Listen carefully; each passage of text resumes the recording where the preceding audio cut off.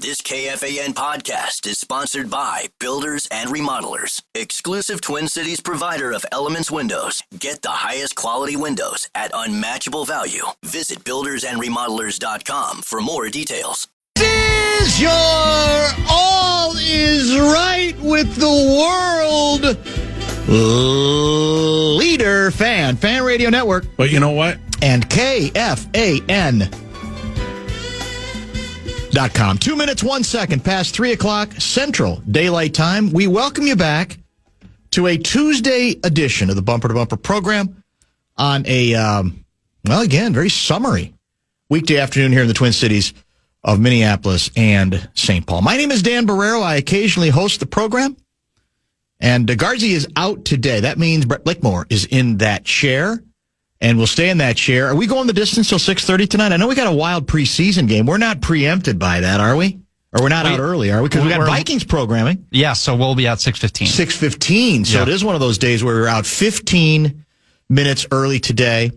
Going to be a Power Pack broadcast today. I sent out the pre-show tweet laying out the guest lineup today. Adam Thielen is scheduled to call the hotline at the bottom of this hour. Dateline, London, England. London, England. Once upon a time, there was a very famous broadcaster named Edward R. Murrow.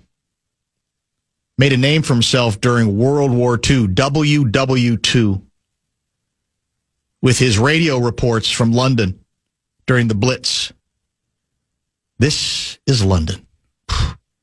Gives me chills just thinking about it. Now, I wasn't born yet, but I certainly heard about it. I don't know if Thielen will be that theatrical or dramatic, and I don't think there's a war going on in London right now. Maybe there is, politically speaking.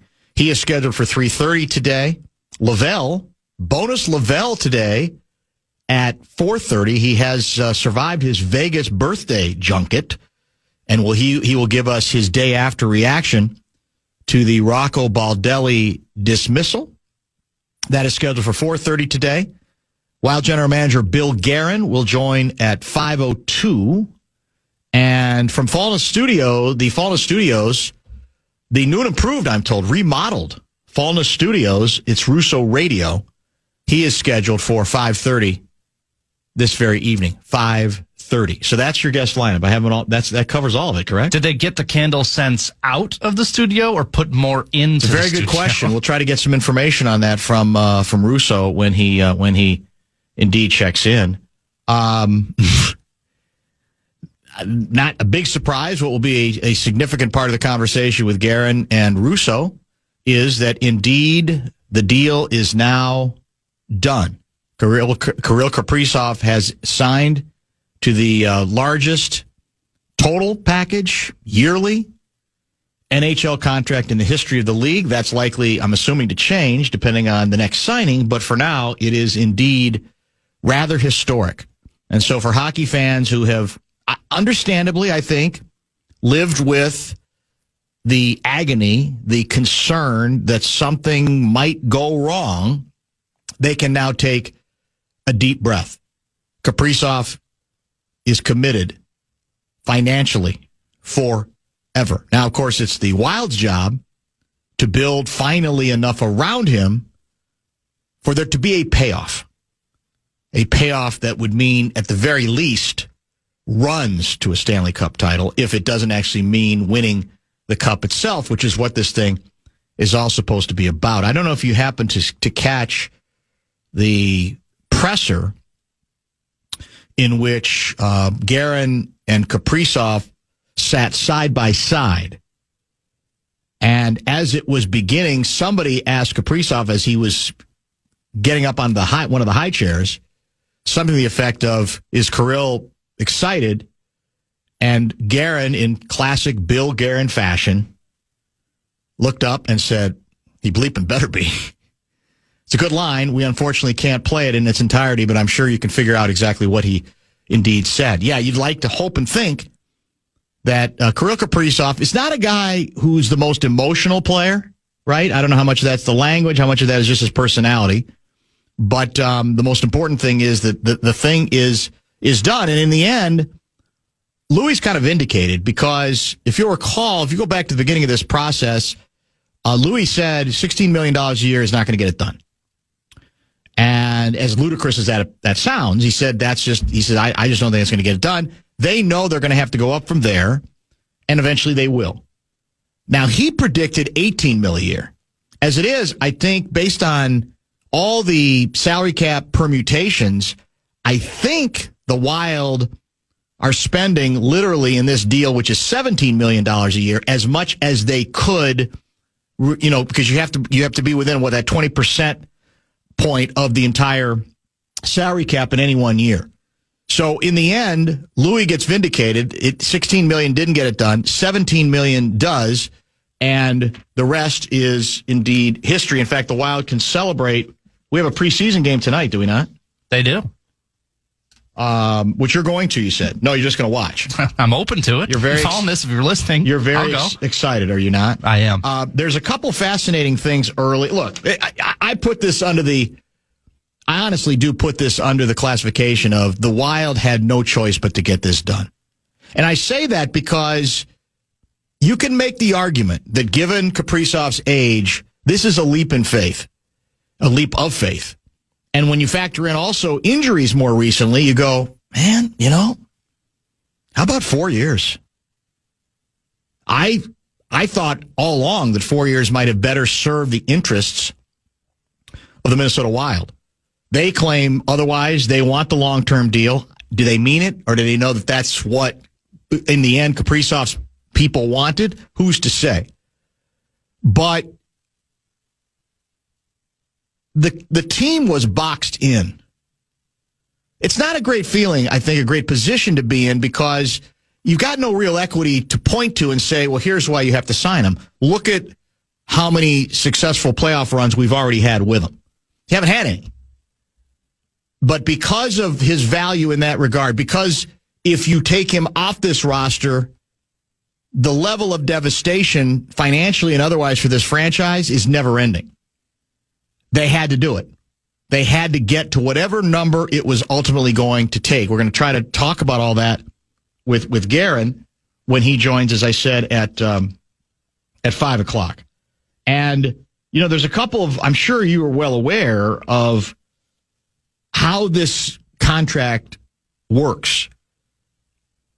It's basically, he's only getting $1 million in salary per year. And you go, whoa, that's pretty good. Pretty good for the team.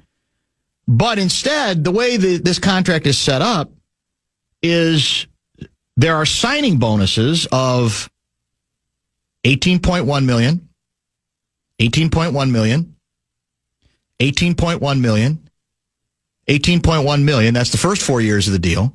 Then $16 million, $14.2 million, $12.7 million, and $12.7 million, respectively, over the course of the contract.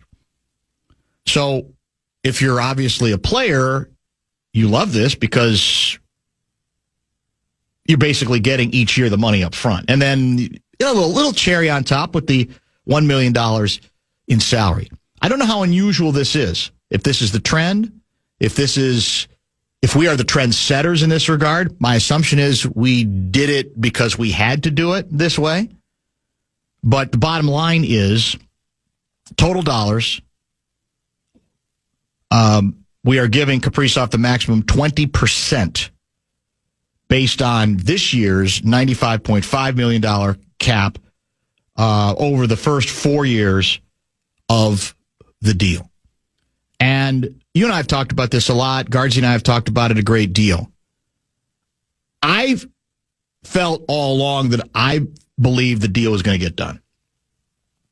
And I still understood the trepidation because all those predictions mean nothing until there is actually a deal. And so when people started getting nervous, especially when the word came that he, turned down the $16 million a year deal, you start saying, all right, what's going on? What is this? What's the larger agenda here? What's the agent angling for? And could it be this is the first sign that deep, deep down, no matter what he has mouthed publicly, Kaprizov wants out, or his agent wants out, or he wants to start the process, or maybe he just doesn't want to commit at this point. But I ultimately felt the Wild, Guerin, and the ownership, I think, understood that they had to reach whatever the number was to get it done. I just think they knew they were stuck. And so ultimately, I thought it was more likely it would get done, especially when you factor in the sneaky little aspect of this story that has to do with security. I mean, if you're Kaprizov and you have gotten hurt a little bit more and you see some other significant injuries around the league, can you really just reject this kind of obscene money? In the end, even if you're deep down not sure that the Wild are in position to make Stanley Cup runs the way you want, can you take that risk going into this season? Not at age 25 or 26, but at age, I think he's 29, right, at this point? When is his 30th birthday? We look up the Kaprizov birth date.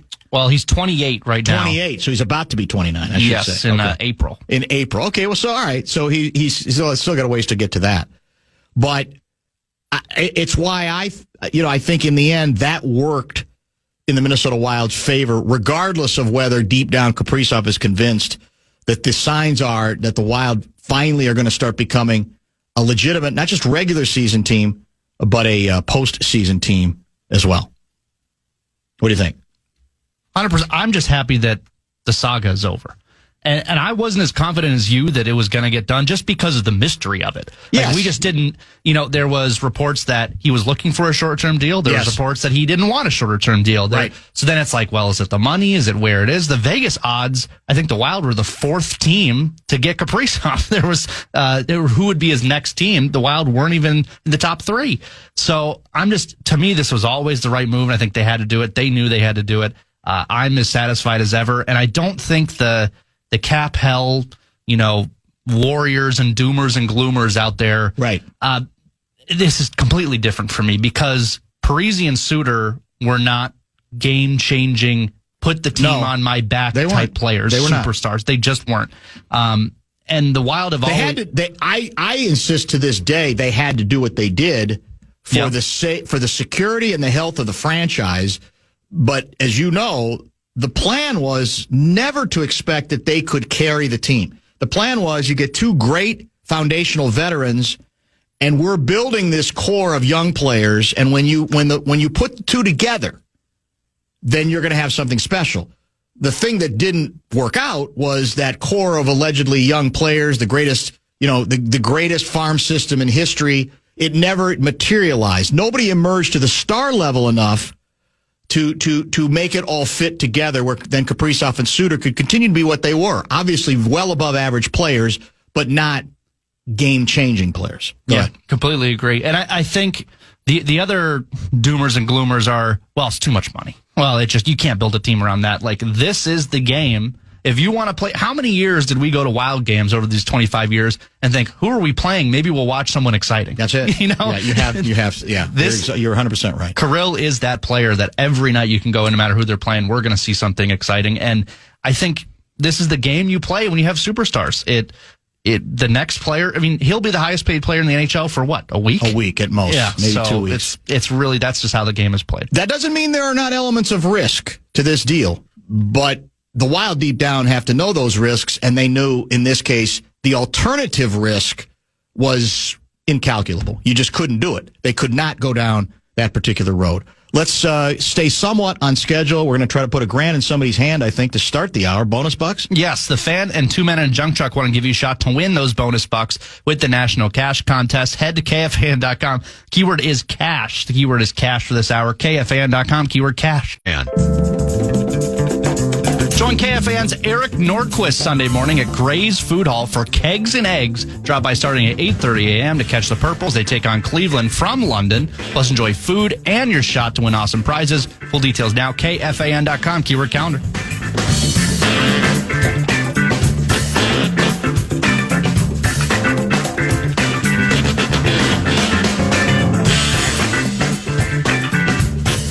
It's an interesting cross-section of instant reaction we're getting via the Bradshaw and Bryant KFAN text line. And we've learned over the years, this isn't necessarily your average listener.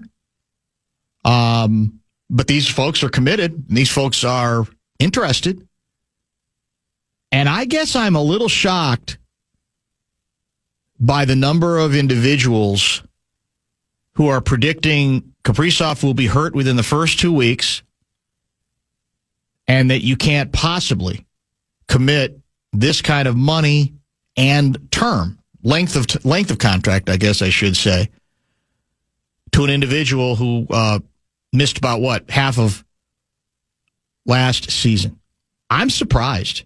Now, again, you got to go into this deal with your eyes open. We've talked about it for months. In my perfect world, it's a 4-year deal. I really think that better protects the team. But there was no indication at any point, we'll check this with Russo when he joins at 5:30 and with Bill Guerin at 5, that the Kaprizov side had any interest in a shorter-term deal. Because I got to believe the Lynx would have said, okay, I don't think they would have fought it. But I'll ask again to those folks who are predicting doom and gloom and injury, what do you do? You obviously can't let him walk, which means then you're in the business of arranging a trade to a place that he's willing to go to, which in of itself might limit the options you might get. And how many times have we been through this in this town?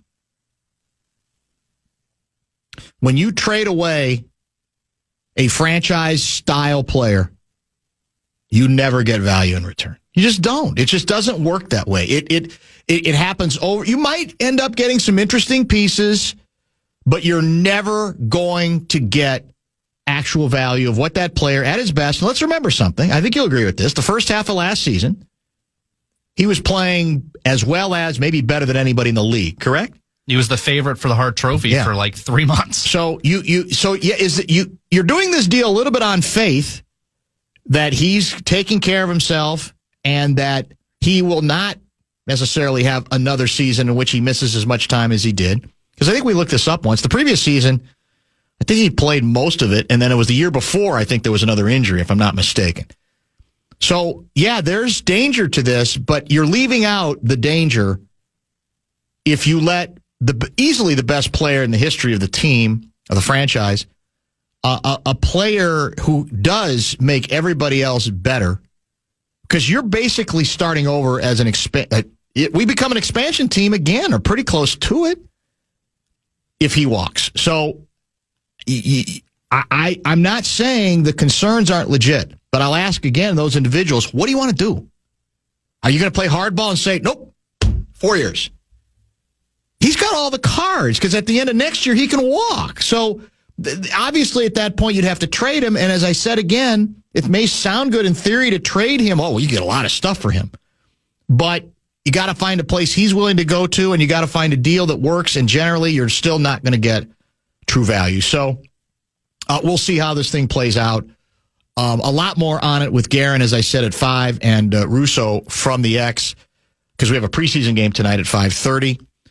Lavelle will weigh in on the big news yesterday, the dismissal of Rocco Baldelli, and perhaps the Kaprizov story as well. We'll keep an eye on Major League Baseball playoffs, which have indeed begun. We have one game already in the books.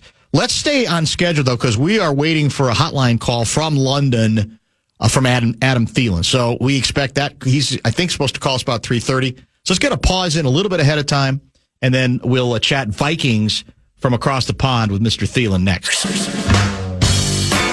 Actor and comedy legend Adam Sandler is coming to Grand Casino Arena October 22nd. From Happy Gilmore to Billy Madison, he's bringing the laughs live. And if you want to win your way in, you can. You can check out KFAN.com keyword contest for your shot at tickets. KFAN.com keyword contest.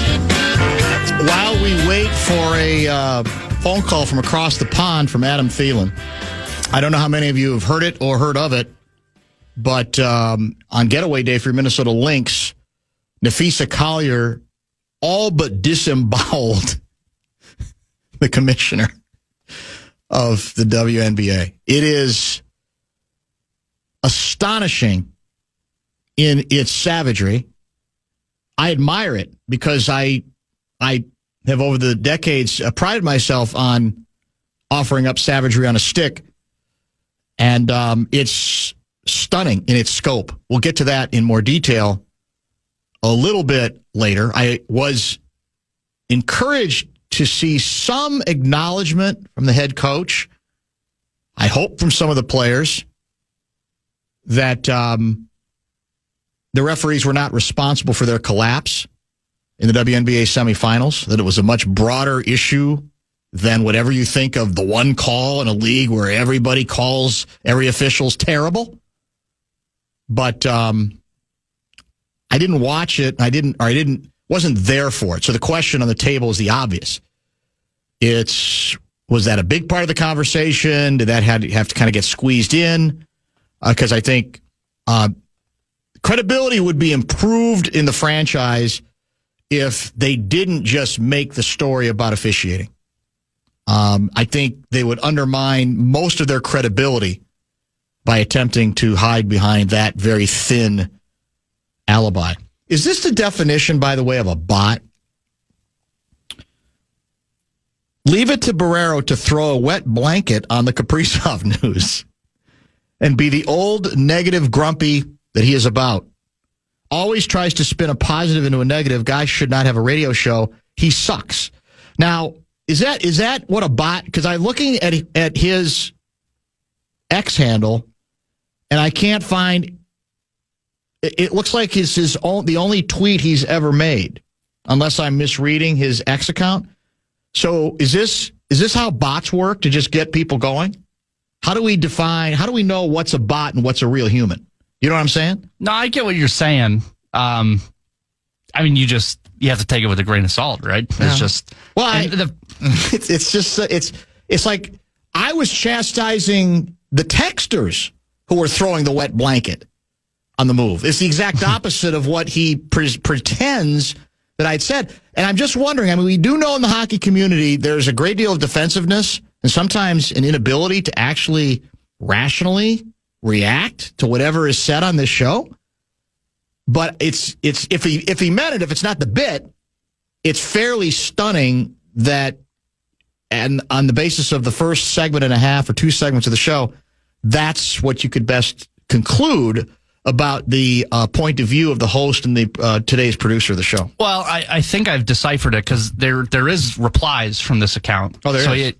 I think the problem is you weren't being positive enough somehow, because his first reply is to an official NHL tweet saying, bleep you, Chicago, bleep you, New York, you thought you were getting Kaprizov.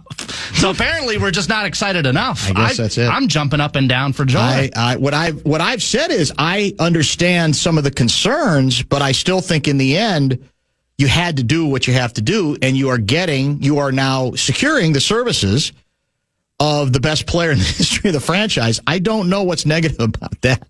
Now, again, there are people in the hockey community, and you know they exist, who can't countenance any sort of nuanced analysis that attempts to lay out the entire story. They are so defensive about their team or about their sport that I guess in other words, it almost as if we don't talk about his injuries. You can't talk about that. You can't talk about the fact that maybe a 4-year contract would have served better. That's just nuanced conversation. That's very different, though, than saying, let him go. That's very different than saying this is not a red letter day in the history of the franchise. So God bless you, man, for hearing. We have a segment of the population, and this does not just apply to me, that has made decisions about various folks. And what tends to happen is, because they've decided that so-and-so is the boogeyman, then I'm going to make sure, no matter what I actually hear, that I'm going to read into what he says, the boogeyman's back. And we see that politically. We see that occasionally from a sports standpoint as well. And I feel bad for you, because it's, I've said this before, I really don't mind being ripped. I do greatly resent being misrepresented.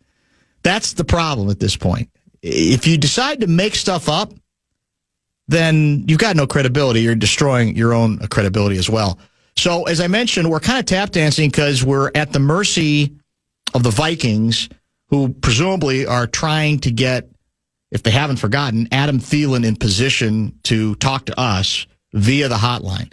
And we're not calling them. They are calling us. So we'll hope for the best. Again, we knew it was going to be kind of a tricky week because they're overseas. And I don't know what the time difference. Maybe he's already gone to bed. I have absolutely no idea. But we'll hope we get Thielen. If not, remember, we've got Lavelle coming up at 4:30. And then we have two outstanding hockey guests, the general manager of the club, Bill Guerin, at 5. And then Russo Radio is scheduled for 5:30 as well. Months ago, Louis suggested Kaprizov had some long-term damage to his body. He didn't look right or comfortable. Has this been addressed? Is he better? I don't know. That's a good example, though. Louis, I'm sure, has been nuanced about some of the concern about injuries. That doesn't mean he's negative on bringing him back. He knew they had to bring him back. He knew that this is exactly the move you have to make. And as I said, sometime around 3:15, I think, maybe it was 3:20, that if you do not sign him, I mean, people are singing funeral dirges about this franchise. I mean, I'm not saying they're going to go away if that were to take place, but I'm saying it would be literally the most devastating moment easily in the history of the franchise. When in the prime of his career, you're acknowledging failure. Now, eventually, that's what the Wolves had to do with KG. Because at some point, they didn't do a very good job on a consistent basis of surrounding Garnett with the right people. And a couple of the plans they had went awry. And then eventually you say, okay, you got to do what you got to do. And then he goes to Boston and he wins a title. And look, that's the challenge going forward. The greatest thing to have in a franchise is a player viewed as a franchise level commodity, right? Because they don't come around all the time. But the greatest disappointment is when you never maximize on what that player represents or what you think that player represents to the point where eventually you go, we got to move him. And so that's the next goal. The goal from this point forward is we got him secured. We don't have to mess with this nonsense any longer. But now we have to find the right parts around him. We have to see what we can build. We've got to see what some of our young players might be able to bring to the table as well. And then eventually, there's somebody had this quote. It might have even been the owner, that the hope is that Guerin might have said it. Somebody in the organization said it. The hope is that if you have a franchise player and you keep him, then it makes it easier to attract other talent. Maybe not at that same level, but talent that might want to play with Kaprizov, right? Isn't that what he represents? Is that you got a guy who you can build around, and you say, well, if I join them, I add to what he has to offer, then maybe we got something going, right? Or even not even being on his line, but like, I'm not even going to have to carry the whole load because this guy's going to put the team on his back. That's exactly it. That's a guy you want on your team. 100% true. Dan, this is from Principal Guys. I never swear, but some people are just bleeping dumb. Regarding your Kirill take, you've been nothing but positive and factual. I just don't get it. That's Dave, the Principal Guy. Well, Dave, the Principal Guy, is much too reasonable. A segment of the population, writes Charlie and Bemidji. Dan, just say Kevin Falness. That's Kevin Falness. Interesting. Connor McDavid is a guarantee. It's a guarantee he signs the $150 million. Is he next on the list? He's one of them, right? Yeah, it has to be. Probably, realistically. But again, this is, all right, mark the time, 3:41. When the Packers signed Jordan Love to the big deal, it was, how could you possibly make him the highest paid? And he was for like a week. That's true. It was either Dak Prescott or somebody else. He might have been Prescott, yeah. Immediately got a bigger deal. That's just how. What's happened to your team, by the way? You guys are talking about an undefeated season? Yeah. The Well, which Packer preview was it where you guys got so full? It was after the first 2 games, right? Yeah. Basically, you're like, why even bother with anybody else thinking they can win this division? This schedule's a formality at this point. And now, since then, you've lost and tied. Correct? Yeah. You lost a game, and by the way, special teams failed you in both games, right? Because that block on the extra point, that cost you 2 points. Yeah. That's the difference in the ball game. After the week before, the block literally cost you the game, correct? Yeah, I mean, despite the entire 4 quarters of bad offensive football in that Browns game, they make that field goal, they win the game, period. And that gets blocked. Then the special teams, I don't know how, and by the way, we have the highest paid special teams coordinator in the NFL. Is that Funny right? how that works. Who is he? Rich Bisaccia is his name. Yeah, I remember him. Kind of. Every single kickoff the Cowboys had, they took it out past the 40. Every single kickoff the Packers had, they didn't get it past the 20. Ooh. And then you've got a blocked field goal that the Cowboys admitted sparked them and got them going because the Packers were dominant the first quarter and change.